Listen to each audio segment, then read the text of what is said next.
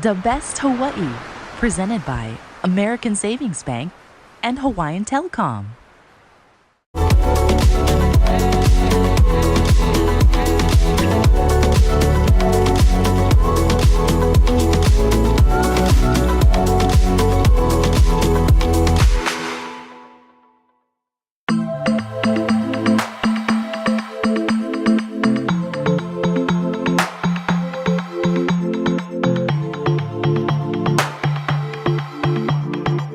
Today, name of the game, Yakiniku, okay? This is the best all-you-can-eat Yakiniku in town, okay? So right here we have our spread, we have our meats, our banchan, our lettuce, our sundubu, and of course we have our beers. Growing up, I was always eating all the time, and anybody's birthday or anybody celebrating something, we would always go to Camelia's. As I got older, I started to experiment more with different restaurants, and that's where I found Sikdara, I found Shilawan, and then I also found Pyeongjae, and I found Korea House. Okay. And then all of those places led me to this place, and when I tried this place, it blew my mind because it was the best deal for the best quality of meats and the best service all around.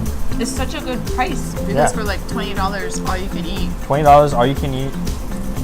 I mean, this is the works right here. Wow. It's beautiful. All the colors, how they pop, all the flavors. Yeah, so let's get started. Okay. Yakiniku is a Japanese word. It means grilled meats. And when the Koreans started coming over to Japan, they wanted to incorporate their own style. So not necessarily, they didn't use Japanese type meats, because Japanese type meats are Wagyu, you know, mostly. With the very marbling, as you can see, this is quite marbled as well. Beautiful. This is the short rib. And they needed something to keep them full for the whole day. So that's where all these meats came in. Wonderful. Yeah. And we do want to preface this by saying we're Chinese. Neither of us are Korean. But I have been to Korea a couple of times. I've actually been to the Olympics in Korea. So I've had my fair share of yakiniku too. Yakiniku is great. Yakiniku is like a warm hug, you know? Definitely. Makes you feel a lot better. Now you're gonna teach me your method of eating yakiniku. Okay, perfect. I like to start with the lettuce wrap. So basically all you want to do is get your meat,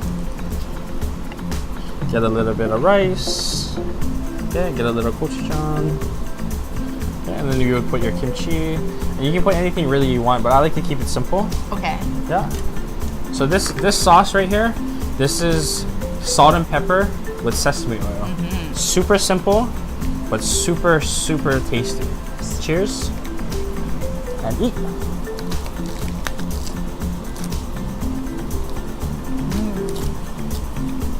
That meat is so tender. Very tender. That's amazing. Step by step. First you choose your meats, okay? So I choose the main three for me: brisket, pork belly, tongue. If you want the more expensive stuff, that's where you go. That's where you get the skirt and the short rib. But those are the three main ones for me. Step number one, order the meat. Step number two, choose the type of beer, the type of alcohol you want to drink. Okay, so Korean beers, there's Obi, there's Height, there's Kos. Those are the three main ones, okay? And then we also have soju. Step number three, the meat comes, you know, you can kind of sample the banchans, the side dishes a little bit, but when the meat comes, you throw the meat on. There's certain ones you should cook first, so if you're ordering bulgogi, you should order that, you should cook that first. If you're ordering the brisket, which is what we had, you should cook that first because that's what usually people start off with. The pork belly takes a long time. And if you're ordering chicken, yes, maybe you should start off with the chicken first. And then last but not least, should you save room for dessert or? Oh no, you go all in. You go all in. The last message I want to give to people is unity through food. I really want that to sit with you, and I want you to think about that because there's so much going on now in the world that if we just all took some time to sit down and have a meal with one another and just talk, I think the world would be a better place, bringing peace one bite at a time. Beautiful.